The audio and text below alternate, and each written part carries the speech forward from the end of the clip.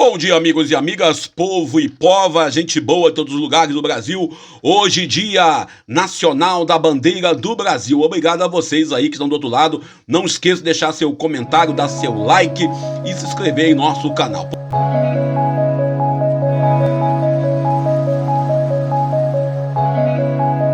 Recordando a todos que no Dia Nacional da Bandeira nós queremos lembrar, ainda estamos vivendo o tempo de pandemia. Então quem puder, fique em casa, quem puder use máscara, né? Use máscara, quem puder não, use máscara. Essa é a verdade, ainda estamos vivendo essa necessidade da máscara. Também não deixe mesmo de usar o álcool em gel, lavar as mãos. Isso não vai mudar, nós temos que manter essa disciplina ainda, porque a Covid ainda está matando. Ontem, por exemplo, recebemos a notícia que o nosso amigo ex-seminarista da Diocese de Nova Iguaçu, Carlos Renato, fez sua Páscoa devido a complicações da Covid-19. A Covid-19 que já matou mais de 606 mil pessoas aqui no Brasil. Lembrando que o Brasil responde por 3% da população mundial e, infelizmente, nós temos aí no mundo, né?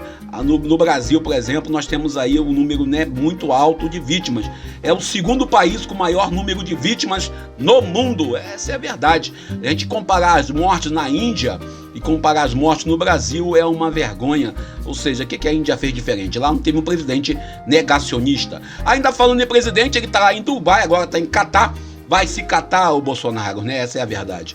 Lembrando que o Lula também está lá na Europa, inclusive o ex-presidente Lula, não é isso? O Nove Dedos recebeu ontem, não sei, homenagem do Macron. O Macron recebeu ele com honra de chefe de Estado. Também o Parlamento Europeu recebeu o Lula com aplausos. Enquanto isso, temos aqui no Brasil o Ciro Gomes pensando em ser candidato e não ser candidato. To be or to be é o Ciro Gomes na vida, né? To be or to be. É ser ou não ser. Porque o PDT deve estar deixando o Brizola desesperado, não é isso? Porque o PDT apoiou, né, esses votos aí da PEC dos precatórios. O PDT entrou em conflito consigo, com a sua ideologia, fugiu da sua, vamos dizer assim, da sua radicalidade, daquilo que tem que ser o PDT. Também nós temos aí o marreco, né, lá de Curitiba, o Sérgio Moro, que também já é pretenso candidato a presidente do Brasil, e falando que está fazendo fonoaudiologia para não vir carnaval de marreco. Também foi recebido aí pela TV Globo no programa do Bial. Interessante que eu vi a entrevista e eu vi claramente, uma entrevista muito leve, o Bial tentou botar um pouco de fogo, mas percebe claramente uma tietagem da imprensa, né, no caso da Globo, em favor do marreco. Eu quero saber, você que dizia aí, nós somos todo Moro contra a corrupção, quem você vai votar? O Moro trouxe nessa entrevista uma fala que o Bolsonaro é corrupto, quando ele diz que ele tentou manter o pacote anticrime, e aí falou, né, fez uma comparação com o mensalão do PT com a rachadinha de Bolsonaro. Bom, você que está aí conosco sabe que recentemente tivemos o Marinho, lá, o filho do Paulo Marinho, na Jovem Pan, perguntando a Bolsonaro se rachador tem que ser preso. Bom, você que é do Bolsonaro, você que elegeu 17, votou 17, você acha que o político que faz rachadinha tem que ser preso? Bom, é a minha pergunta, você responde se quiser, deixe nos seus comentários para você, vamos dizer, opinar. E o Bolsonaro tá falando claramente, sempre o mesmo discurso, o PT vai voltar, o PT vai voltar. Não, vai voltar porque você não sabe trabalhar. Nós tivemos aí, claramente, da parte do atual presidente da República, uma equipe de incompetentes. Colocou lá o ministro do Meio Ambiente que não gostava do meio ambiente. Colocou lá no Ministério da Família uma mulher que é machista, né? A Damares é machista, não processa não, Damares. O seu posicionamento é de defender o tradicionalismo. E o tradicionalismo atualmente, o melhor, sempre foi aonde o homem sempre teve uma posição de ser chefe da casa. Essa visão que alguns têm, que o homem é o rei, que manda e faz e acontece dentro de casa. Também, se você olhar lá na Fundação Palmares, botou lá um negro que é racista. Traduzindo, esse é o governo. E botou lá na economia, o ministro da economia que simplesmente ele tem um modelo econômico onde liberdade, liberalismo, neoliberalismo, essa política onde o povo só se lasca. Lembrando que que a gasolina já chegou a R$8 em algumas partes do Brasil. Lembrando ainda que o quilo de carne passou de R$70. Parabéns a vocês aí envolvido na questão. E não adianta dizer que a culpa é do PT. Lula tem 11 anos, deixou a presidência da República, e a Dilma tem 5 anos. Então, a culpa não é do PT. A culpa é de uma política mal feita através do governo Temer e também do governo Bolsonaro. Chegamos a 2 dígitos na inflação. Paro por aqui, vamos nós, que a nossa missão é essa, sempre lembrando isso. Nós temos aqui em nosso canal essa prática de entrar falando um pouco do evangelho, um pouco da realidade do evangelho do dia a dia, nosso evangelho que vivemos, e também vamos dizer assim, do evangelho próprio da liturgia da Igreja Católica Romana. Lembrando sempre que é importante sempre ter essa ligação fé e vida, sempre olhar para a vida para poder viver melhor a fé.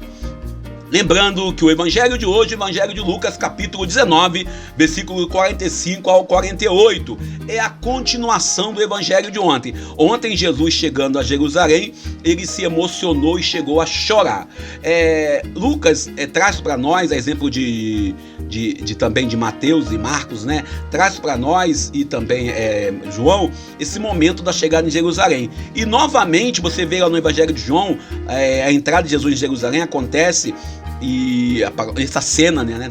Essa cena de Jesus entrar no templo e quebrar tudo, quebra tudo, Jesus quebrar tudo, acontece lá no capítulo 2 de São João, logo após o primeiro milagre. Lá em Mateus acontece no capítulo 24, e aqui em Lucas acontece no capítulo 19, bem no mesmo capítulo onde fala da conversão de Zaqueu. O interessante é que você percebe bem que os evangelistas sempre trazem e trazem de forma muito ampla essa nossa visão sobre uma religiosidade hipócrita de muitos. Todos eles trazem o mesmo texto, né? O templo não pode ser um covil de ladrões. Hoje, quando Jesus deve olhar lá do céu e olhar para a terra e dizer assim, meu Deus do céu, foi eu que fiz isso. Uma das cenas do filme Paixão de Cristo, ou uma série que teve sobre Jesus Cristo, não lembro qual, em que aparece o diabo na última tentação de Cristo, lá no Monte das Oliveiras, ele dizendo para Jesus o que vai acontecer, mostrando uma série de guerras em nome da fé cristã. O interessante ainda é que a gente, quando fala nesse cristianismo, que muitos e muitos, eu acho que querem negar, esse cristianismo que transformou a igreja em empresa, esse cristianismo que transformou a igreja em um objeto aonde beneficia alguns. Fala-se em caridade, aquilo que o Papa Bento XVI dizia, que a igreja não pode ser uma ONG. É verdade, o Papa tem toda a razão. A igreja não pode ser uma ONG caritativa, uma ONG que faz caridade. A igreja também não pode ser também uma empresa preocupada em ter lucro, em gerar capital. Jesus hoje, quando entra no templo, ele entra pesado, e o templo é uma casa de Deus. A casa de Deus, que Deus é Pai de todos, a casa de Deus ela é algo que muitos não conhecem de verdade. Muitos perdem a noção de o que é a casa de Deus. A casa de Deus, ela é algo que envolve e acolhe a todos. Por exemplo, nesse tempo aí de pandemia, tivemos um momento ano passado, esse ano, do frio, em que algumas igrejas católicas, até a igreja evangélica também, abriram o seu espaço sagrado para que alguns moradores de ruas pudessem descansar, pudessem fugir do frio. É uma prática. Na Europa medieval já tinha essa prática já, de algumas igrejas, sobretudo não das grandes cidades, mas das pequenas cidades, trazerem para dentro do seu espaço os moradores de rua, os desafortunados. Os sumos sacerdotes da autoridade daqueles tempos procuravam matar Jesus. Procuravam matá-lo por quê? Porque Jesus incomodava, Jesus trazia para si uma responsabilidade de liderar o povo, mas sem uso de armas. E ele procurava matá-lo quando ele questionou o modelo econômico. Jesus questiona esse modelo aonde a fé vira objeto de negociatas. Hoje em dia temos uma teologia chamada teologia da prosperidade. Em contrapartida temos a teologia do sofrimento. Tem que sofrer. Você tem que ficar desempregado mesmo para poder ter encontro com Deus. Você tem que passar fome para poder entender. Aquela famosa frase famosa, né, como famosíssima. Botei famoso 3 vezes aí, mais uma vez 4.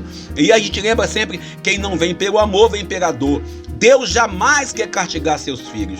Deus jamais quer trazer para ele, para o homem, para a mulher desse tempo, algum tipo de sofrimento. O sofrimento acontece a partir das escolhas. As escolhas erradas, as escolhas desumanas e as escolhas vazias que muitas das vezes nós fazemos. O interessante ainda é que o templo torna-se um covil de ladrões quando você tem uma pregação vivida, ou melhor, feita sem ter a vivência. Quando que o templo torna-se covil de ladrão? Quando, infelizmente, nós temos padres e pastores e líderes religiosos preocupados em ter lucro, em ter retorno financeiro, em ter caixa para poder manter-se. O evangelho de hoje, Jesus voltasse hoje, certamente estaria com mais de um chicote na mão. Eu costumo brincar isso sem querer, não me processem por isso, viu? Caríssimos teólogos, doutores, Jesus ia vir não de chicote, mas de porrete mesmo, e se bobear de metralhadora na mão para poder combater essa religiosidade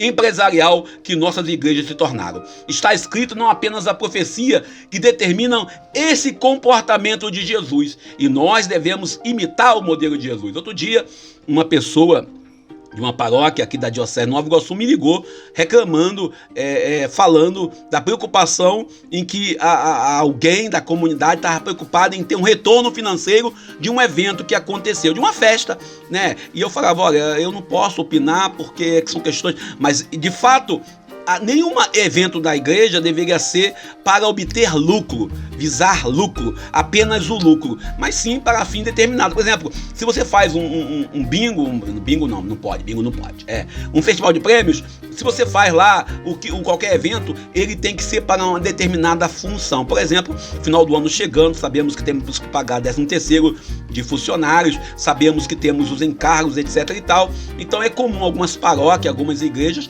fazerem algum tipo de evento, almoços, né? Vamos dizer assim, um festival de prêmio para poder angariar fundos. Esse fundo não é para ter caixa, vamos dizer, extra, mas sim para um fim determinado. No momento em que a igreja não é uma ONG caritativa, também não pode ser uma empresa que visa o capital. Essa é uma observação que eu faço nessa nossa conversa. Também está escrito, né, Jesus dizia que a casa dele é casa de oração.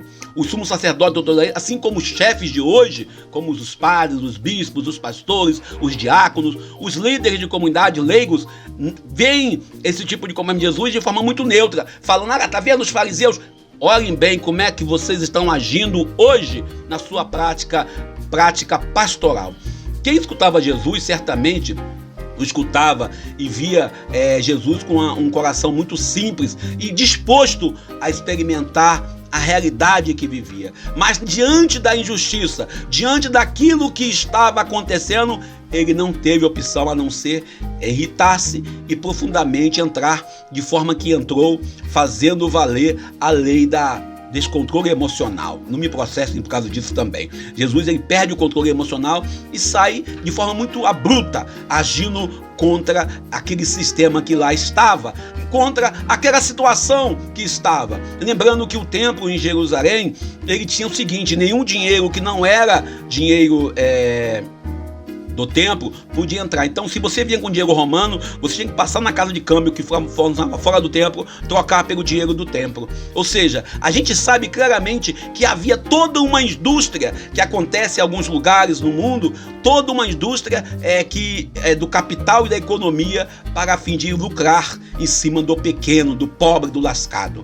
Jesus, nessa experiência, ele demonstra claramente que Deus está do lado dos pobres, que Deus está contra essa religiosidade empresarial, contra essa teologia prosperidade. Também é contra a teologia também do miserável, eu tenho que sofrer. Não! A proposta de Jesus sempre é vida plena. A frase que começa esse evangelho de hoje é um momento em que Jesus começa a tomar corpo. E essa sua entrada em Jerusalém, a sua invasão ao templo e a sua ação dura, foi ali que ele conseguiu a condenação. Nós devemos olhar para Jesus e ver claramente que modelo de cristão somos nós. A palavra de Deus nos provoca tensões, tanto em nossa volta como em nosso meio. A espada de dois gumes, ela penetra até a medula. A espada de dois gumes. Nós não podemos dizer que para o meu amigo que é da comunidade eu vou usar esse recurso, para aquele que não é da comunidade aquele outro recurso. A palavra de Deus, ela não tem preferidos, mas sim, ela procura agradar, procura buscar toda a humanidade. A amargura necessária, às vezes, que devemos experimentar quando nós pecamos. A amargura necessária, ou seja, a consciência pesada. Infelizmente, muitos de nós, cristãos, não temos consciência pesada diante da injustiça.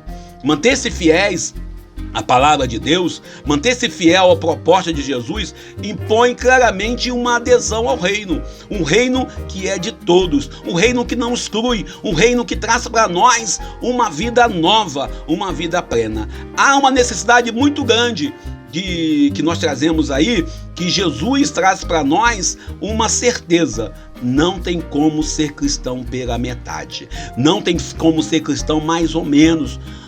O cristianismo que eu e você devemos buscar viver é um cristianismo que envolve, sobretudo, uma adesão coerente, não pelo pastor, não pelo padre, pelo bispo, pelo diácono, pelo líder da comunidade, mas sim por Jesus de Nazaré. É preciso discernimento, é preciso dizer, mesmo contra a vontade, dizer, não concordo, não está certo, mas também é preciso dizer, eu estava errado, eu não concordo com isso, mas eu estava errado. Já aconteceu quantas vezes que eu errei nas minhas falas, quantas vezes nós erramos, não é isso? Já aconteceu de eu chegar numa reunião dizendo, não é bem isso, depois na mesma reunião eu vou trocar mais gente, eu já consultei o documento, errado sou eu. O evangelho de hoje traz um Jesus plenamente consciente e trazendo para nós uma repreensão. Ai de nós que fazemos da fé um negócio, fazemos da fé um momento de, vamos dizer assim, de vantagens. Transformamos as igrejas em empresas, transformamos nossas igrejas em ONGs caritativas. É preciso discernimento, humildade para poder entender o projeto e a vontade de Deus. E é preciso saber conjugar o rigor, ou seja, não, isso está errado. Aquilo que eu falo sempre, ser sal da terra e luz do mundo é não ser salgado para o irmão. E ser luz não é uma luz que cega, mas uma luz que ilumina e nos leva nos caminhos do Pai. Eu paro por aqui. Agradeço a você que me ouviu, deixe seu like, seu dislike, seu comentário, agradeço a você pelo seu carinho, pela sua presença, nos ajude a produzir, dê seu like aí, lembrando a todos que eu preciso de um emprego urgente, é isso aí, eu não tenho uma igreja para pastorear, eu não sou pastor, não sou padre, eu sou um leigo e simplesmente estou aqui para poder ajudarmos a pensar. Mas eu preciso de um trabalho, então se você souber aí de um emprego, de um trabalho, eu não tenho medo de serviço pesado, mas eu preciso trabalhar. Deus nos abençoe, nos ajude e que esse emprego venha logo para que eu possa ter dignidade restabelecida. Eu sou Daniel Nonato, bom dia.